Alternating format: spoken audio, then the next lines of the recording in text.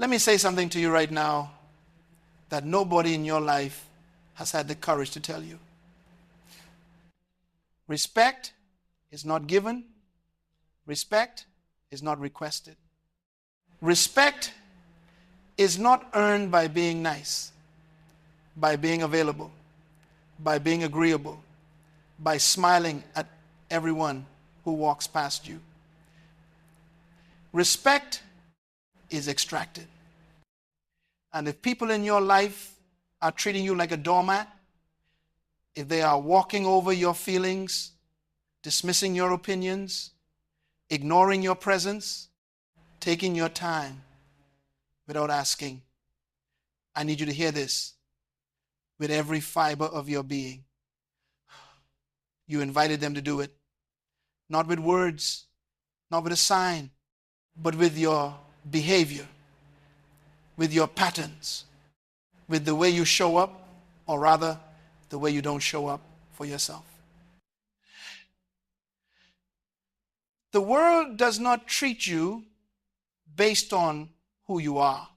The world treats you based on the signals you send. And somewhere along the way, you started sending the wrong signals. You started broadcasting weakness. You started advertising your desperation. You started marketing yourself as someone who can be used, dismissed, and forgotten. And today that stops. I want to take you through 5 massive, catastrophic, identity-destroying mistakes that are silently murdering your respect. 5 behavioral patterns that are making the people around you, your colleagues, your family, your friends, your enemies look at you and see something they do not need to take seriously.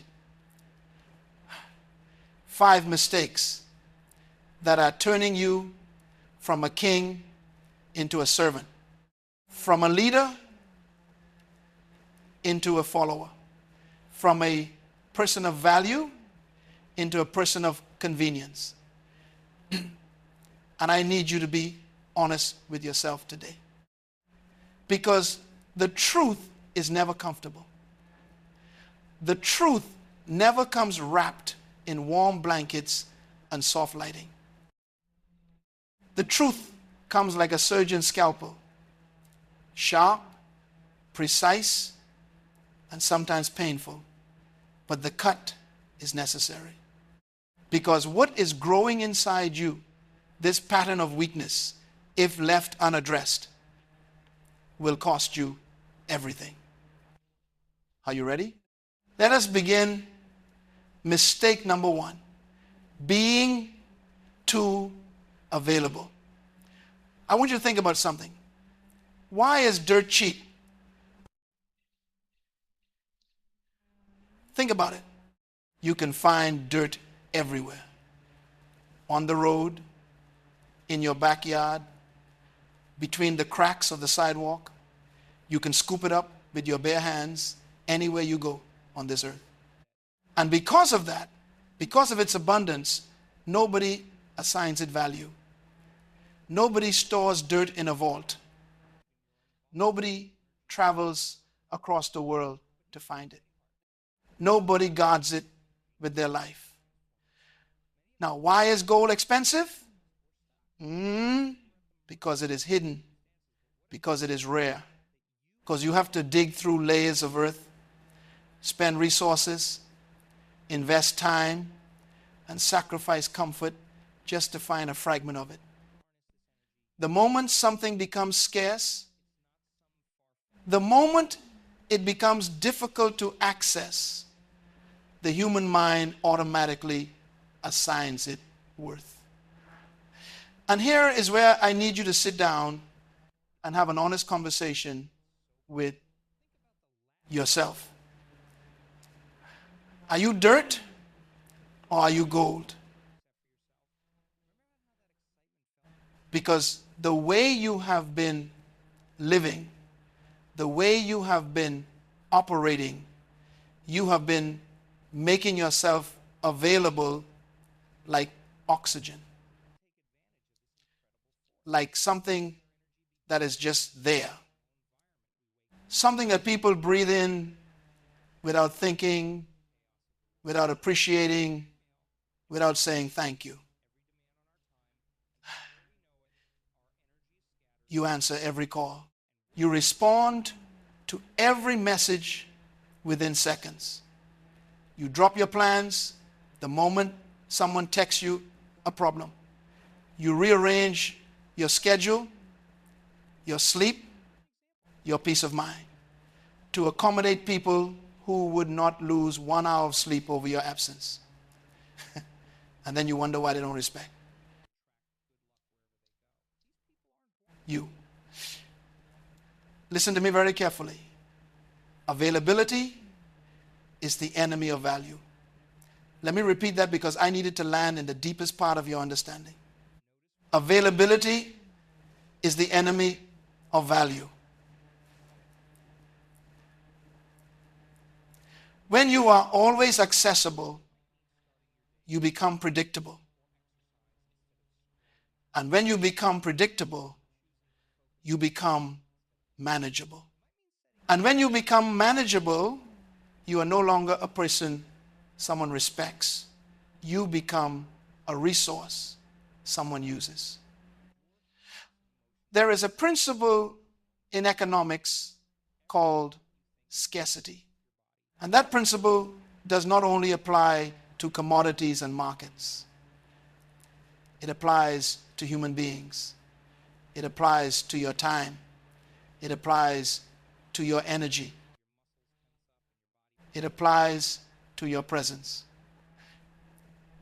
When a doctor is too easy to see, when you can walk into his office any hour of any day without an appointment, you begin to question his skill.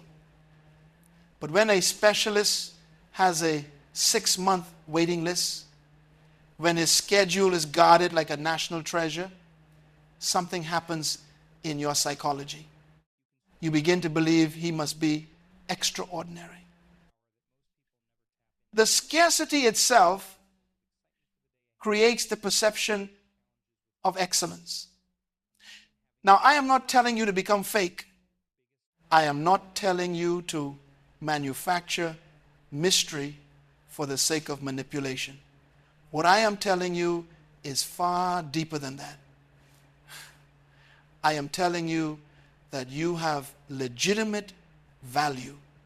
You have gifts, you have a purpose, you have a calling, but when you make yourself infinitely available, you are communicating to the world subconsciously, powerfully, that your time has no worth, that your presence has no price, that your energy can be claimed by anyone at any moment for any reason. And the world believes what you tell it. Learn to say no. Not as a rejection, but as a declaration. A declaration that your time is sacred, that your energy is a resource that must be earned, not assumed. That access to you is a privilege, not a right. The moment you begin to guard your presence, the moment you stop being perpetually available, something remarkable will happen. The people who took you for granted will begin to treat you differently, not because you changed, but because you finally started showing them who you actually are. Gold does not chase you. You chase gold. Become the gold. Mistake number 2, talking too much. There is a proverb, ancient, timeless, etched into the wisdom of civilizations that rose and fell long before any of us drew our first breath, that says this: even a fool is thought wise if he keeps silent. I want you to think about the most powerful people you have ever encountered. The ones who walked into a room and changed his atmosphere without saying a single word. The ones whose silence was somehow louder than everyone else's noise. The ones who, when they finally did speak, made every person in the room lean forward.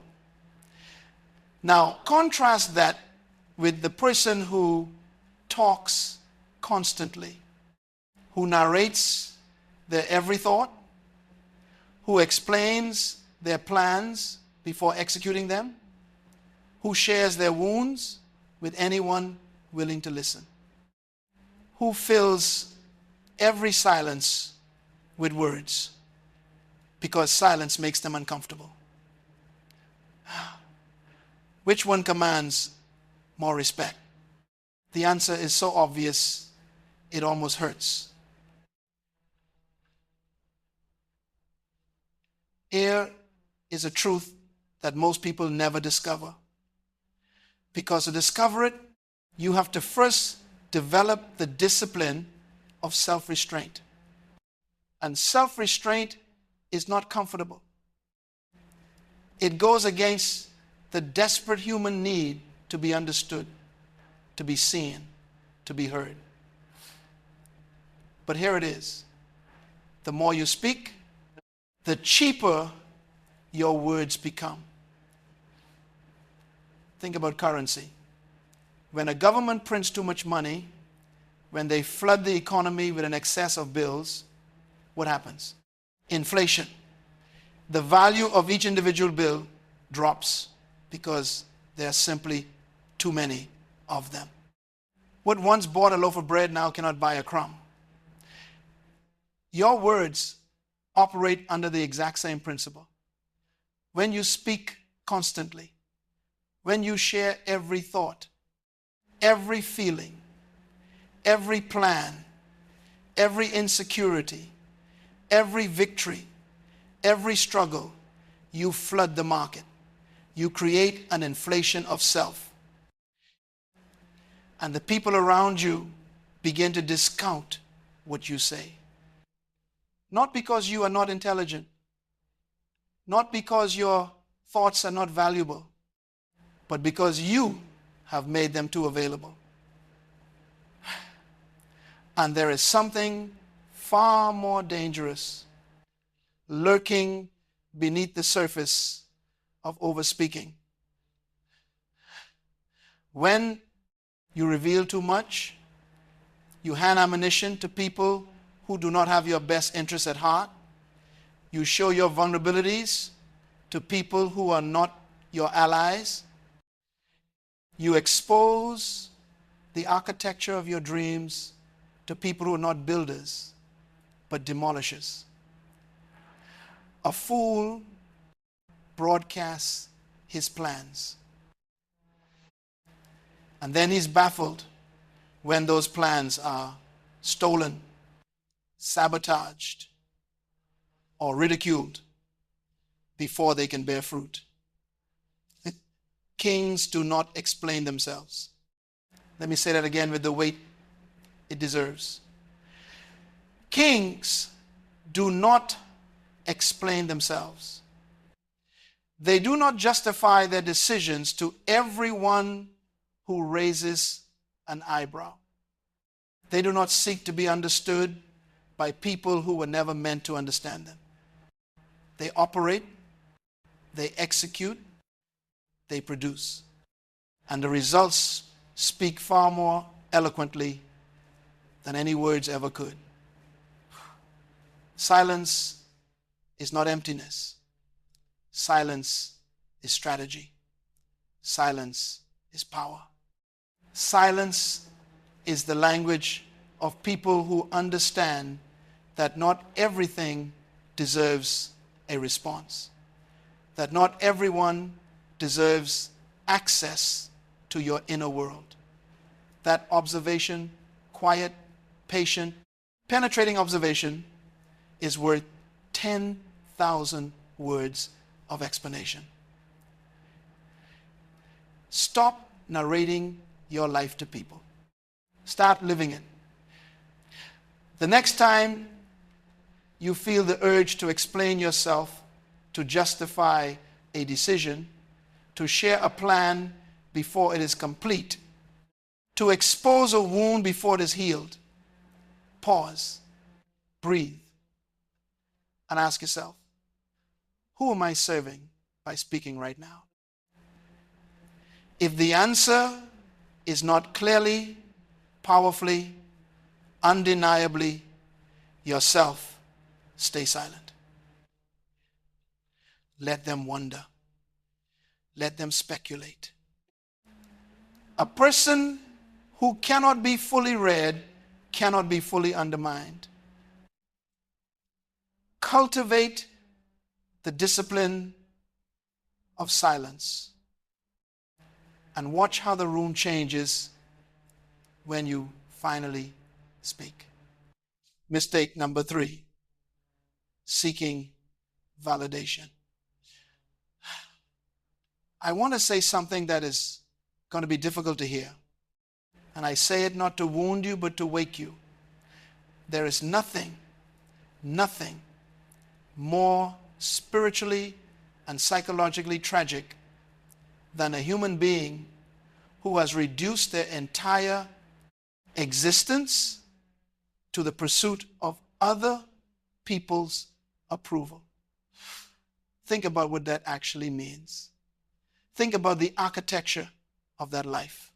Every morning you wake up and the first question your soul asks is not, what am I called to do today?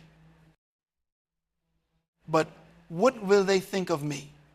Every decision you make is filtered through the opinions of people who are, in most cases, just as confused, just as broken, just as lost as you are.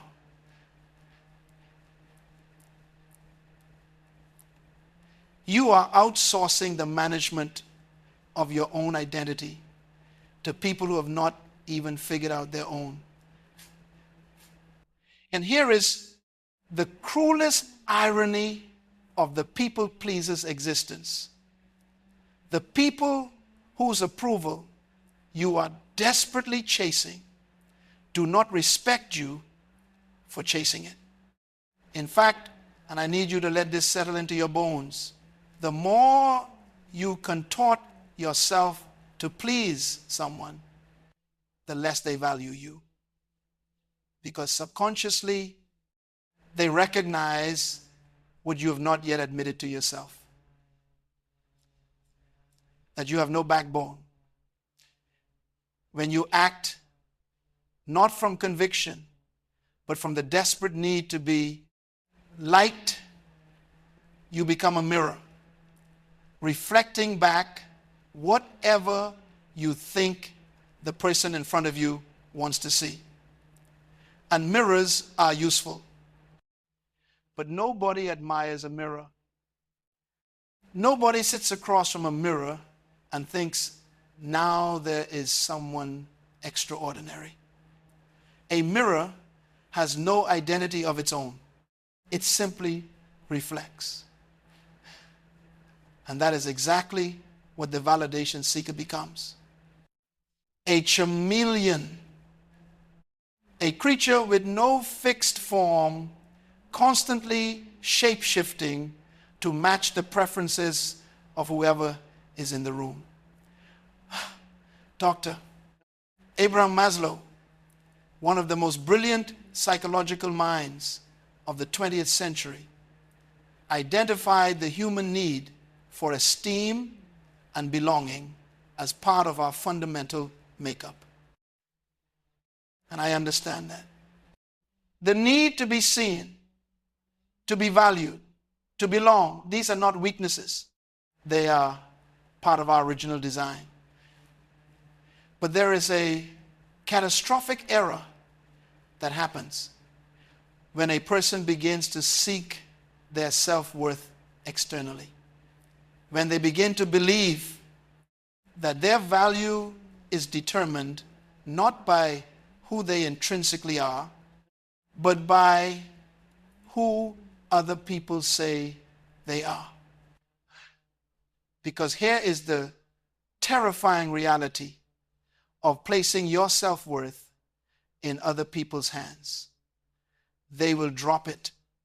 Not because they are malicious, though some are, but because human beings are inconsistent.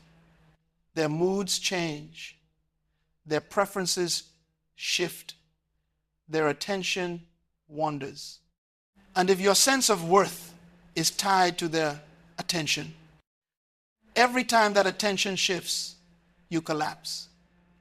You become emotionally hostage to people who were never meant to be your wardens. I want to ask you a pointed question, and I need you to answer it honestly. In the private chamber of your own heart, whose approval are you currently dying for? Whose validation are you shrinking yourself to obtain? Whose opinion of you has so much power that it determines what you say, what you wear, what you pursue, what you abandon? Now, does that person know your purpose? Do they understand your calling? Have they been inside the depths of your pain, your sacrifice, your private battle? No, they have not. So why are you letting them vote on your value? A king does not hold a referendum before he rules. A king does not take a poll to determine whether his crown is legitimate. He knows who he is. He knows why he is here. And that knowing, that deep, unshakable, internally sourced knowing, is itself a form of authority that no external approval can grant and no external disapproval can revoke.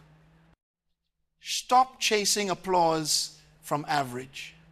People, stop performing for an audience that does not understand the show. Go inside. Find out who you actually are, not who they want you to be.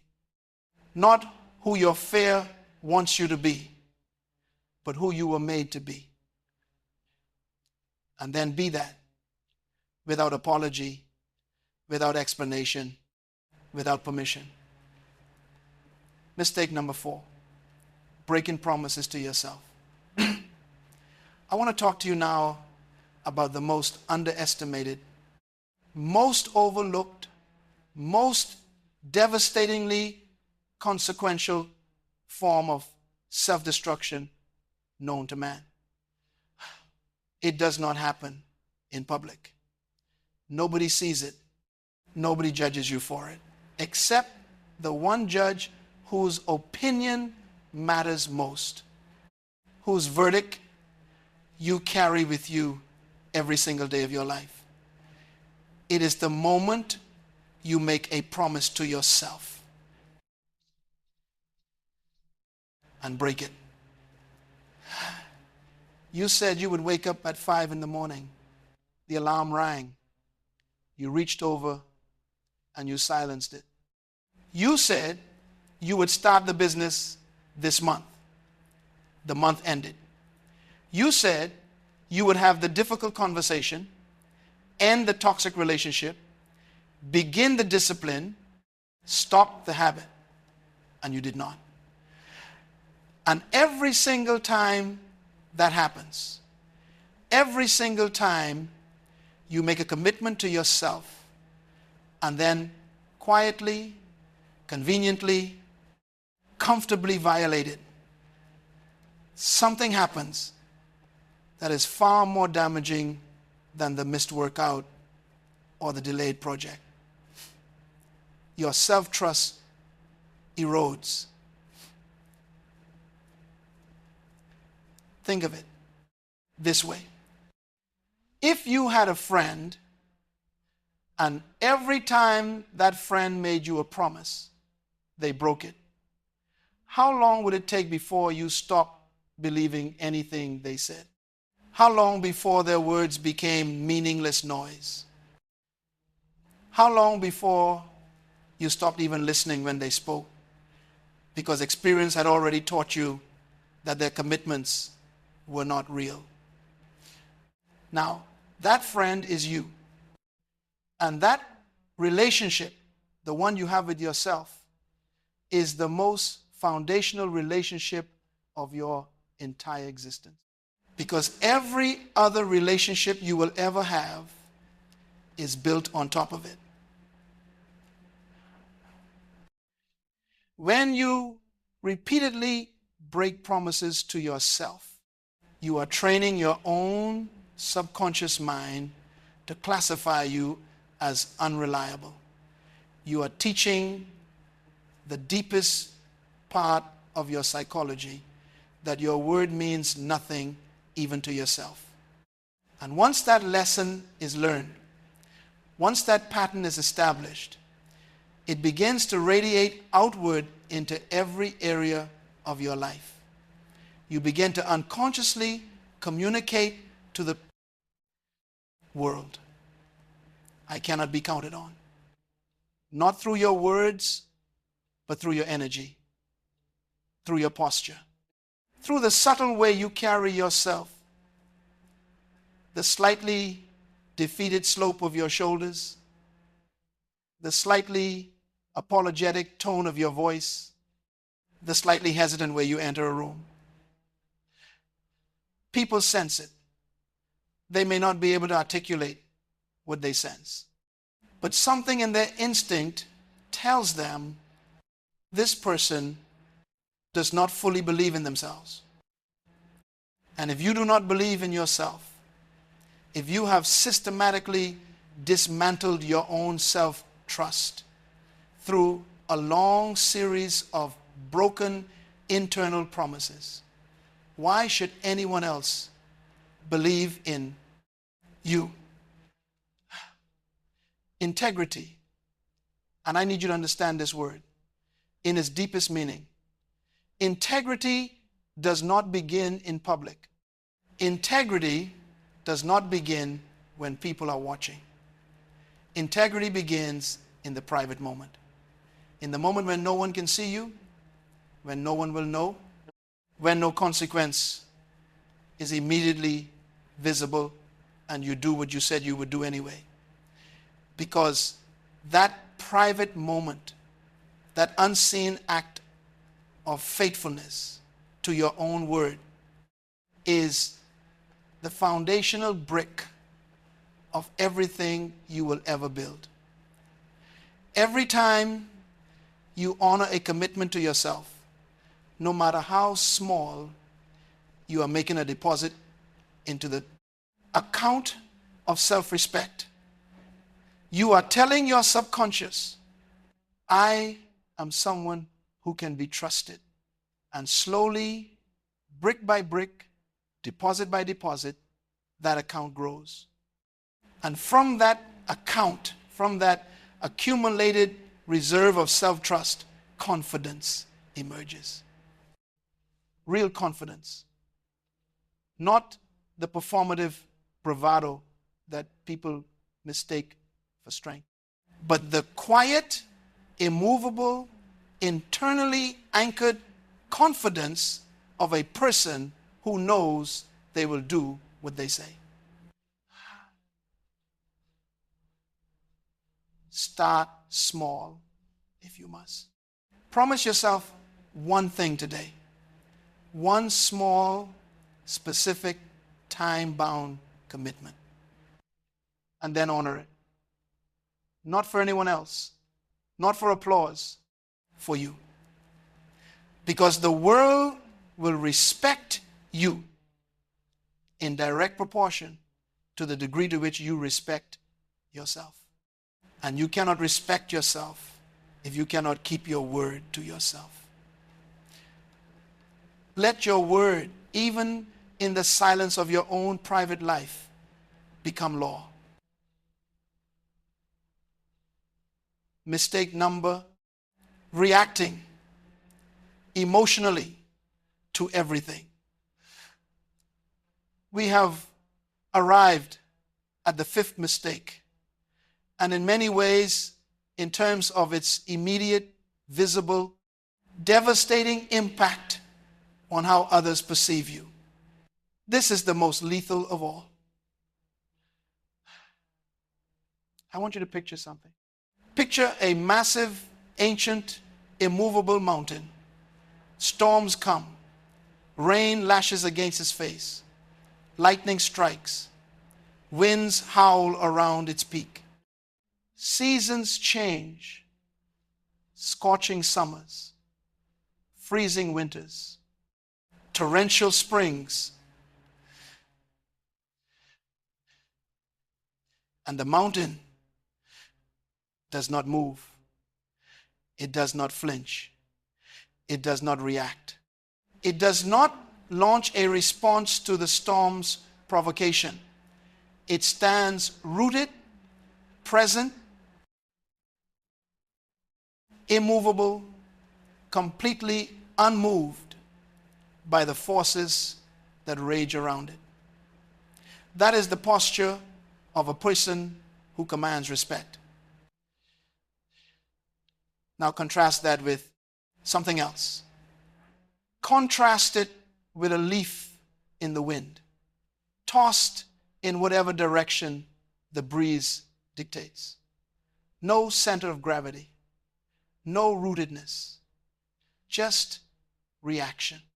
Perpetual, helpless, involuntary reaction. Someone criticizes you, you explode. Someone ignores you, you spiral into anxiety.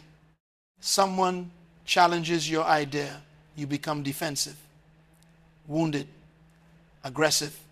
Someone succeeds where you have struggled, you collapse into bitterness. Every external event has a direct, immediate, proportional, emotional response. You are not a human being with agency.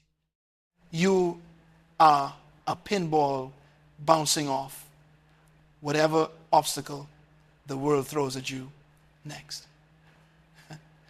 And here is what makes this so catastrophically destructive to your respect.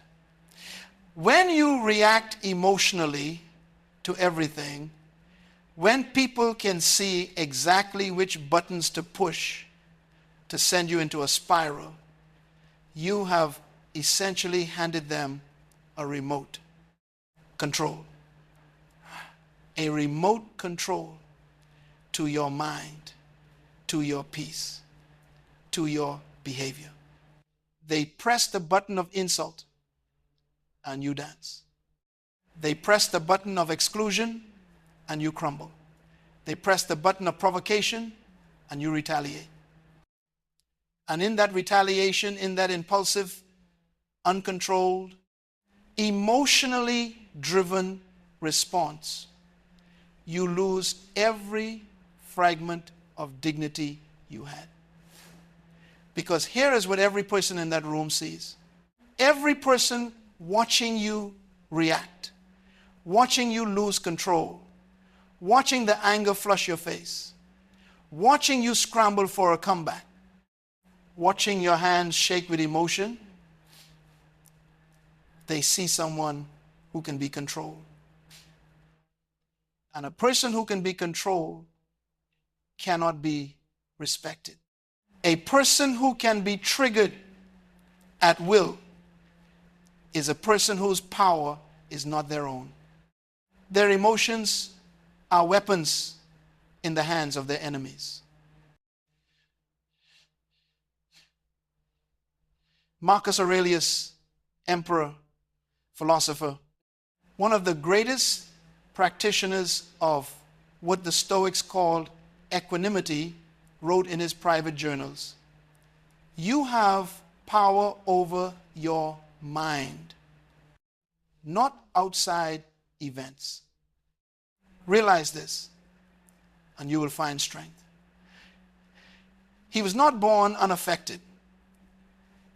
He was not born immune to pain, to insult, to provocation.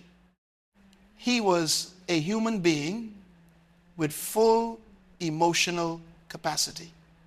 But he understood something that most people go to their graves never learning. Between stimulus and response, there is a space.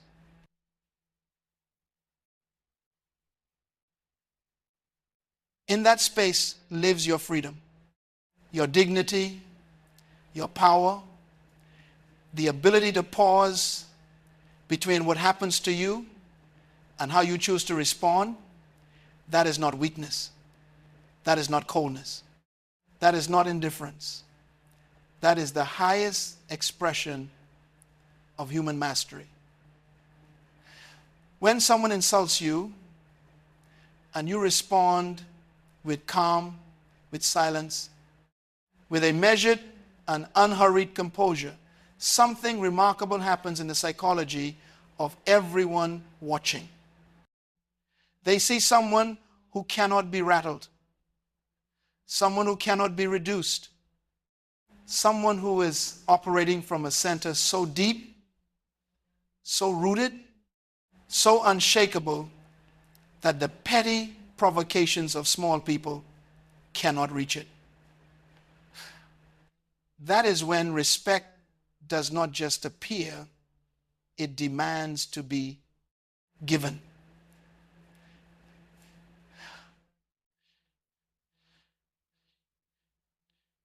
Stop giving people the satisfaction of your reaction. Stop letting the world see the full architecture of your emotion. Feel what you feel, but govern what you show. Govern what you act on. Govern the space between what hurt you and what the world sees next. Your emotional self-governance is the most visible demonstration of your personal power. And personal power is the foundation of respect. The conclusion: dominion, purpose, and the unshakable mind. I want to bring all 5 of these mistakes together now. I want to show you the thread that runs through all of them. Because once you see it, once you truly see it, you will understand not just what to stop doing, but who you are called to become. Every single one of these mistakes, being too available, talking too much, seeking validation, breaking promises to yourself, reacting emotionally to everything, every single one of them is a symptom of the same root disease. A disconnection from purpose. When a person does not know why they are here, when they have no burning, clarifying, all-consuming sense of mission, they default to living for the opinions of other people. They become socially oriented rather than purpose-oriented. They measure their worth by external metrics because they have no internal compass powerful enough to override the noise. But when a man or woman discovers their purpose, when they come into contact with the reason for which they were placed on this earth, everything changes. They stop being available to everyone because they are consumed by something greater. They stop talking too much because what they are building demands their focus, disciplined silence.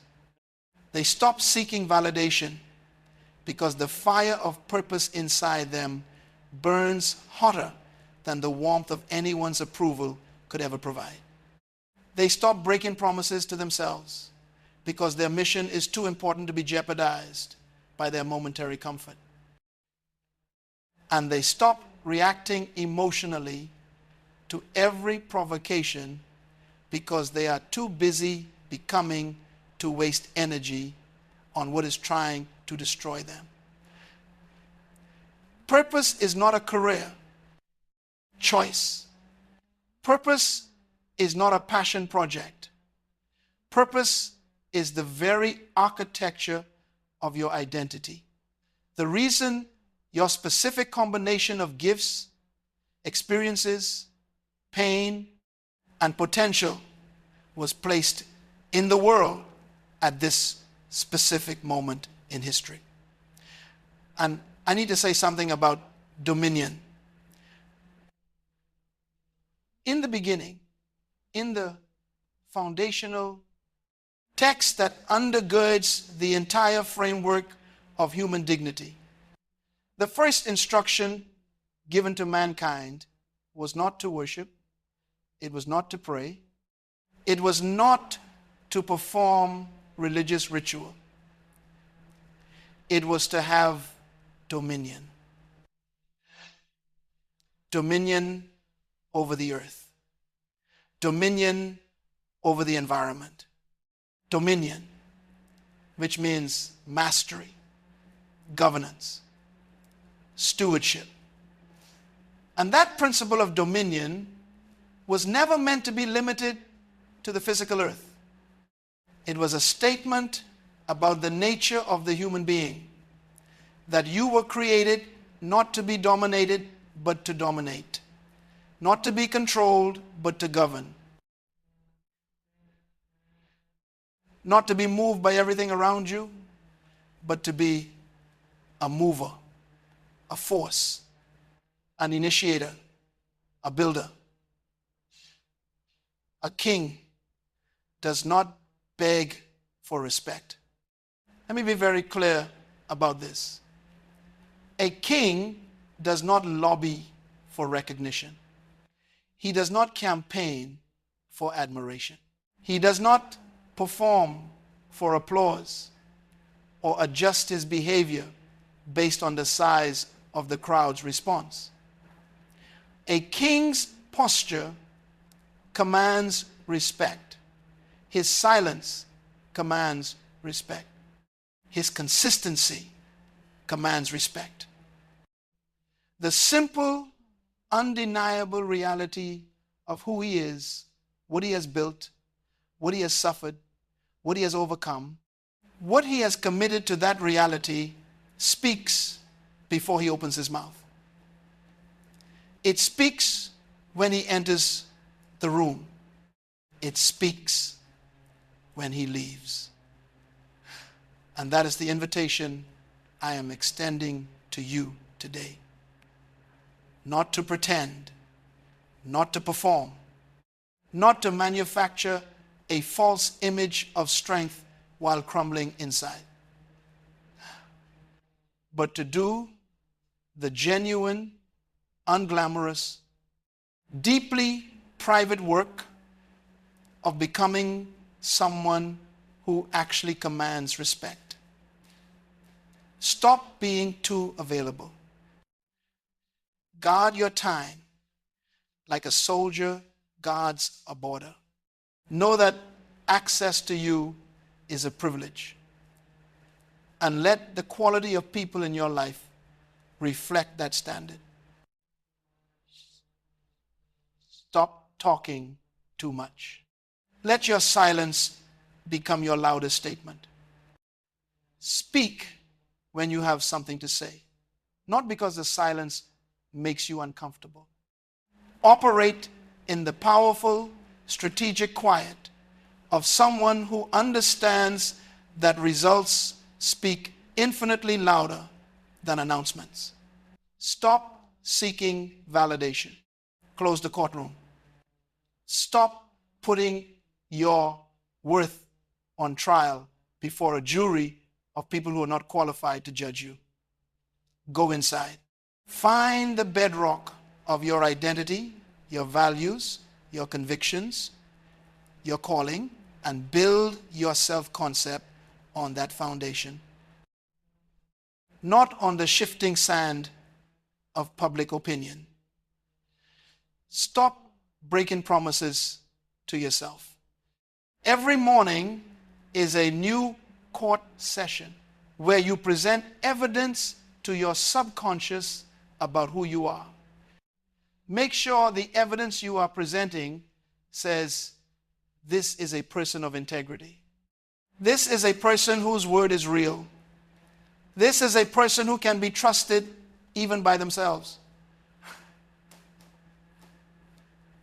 And stop reacting emotionally to everything. Choose every day, every hour, every moment to be the mountain, not the leaf. To be the eye of the storm, not the debris being thrown by it. Take back the remote control of your own mind. Hold it with both hands. And never, never let another human being have access to it again. There is one final thing I want to say to you. And I want to say it with every ounce of conviction I carry. The path to becoming a person of unshakable respect is not the path of the crowd. The crowd will tell you to be agreeable, to be easy, to be likable, to go along, to shrink yourself into a shape that fits comfortably into spaces that were never designed for you. The path I am describing today requires something the crowd is not willing to pay. Isolation.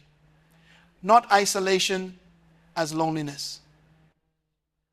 Not isolation as bitterness or withdrawal, but the holy, productive, necessary isolation of someone who is building something that the world has not yet seen. The isolation of the sculptor who must remove everything that is not the masterpiece. The isolation of the seed that must spend time underground, unseen, unrecognized, in the dark, before it can break the surface and become something that demands to be noticed. Go into that place. Build there. Suffer there if you must. Grow there. Do the work that no one is watching. Honor commitments that no one will reward. Develop disciplines that no one will applaud.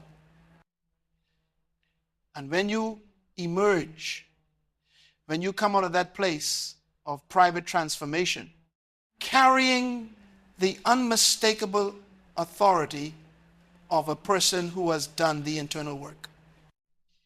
You will not need to announce your presence. Your presence will announce itself. You will not need to demand respect. Respect will simply be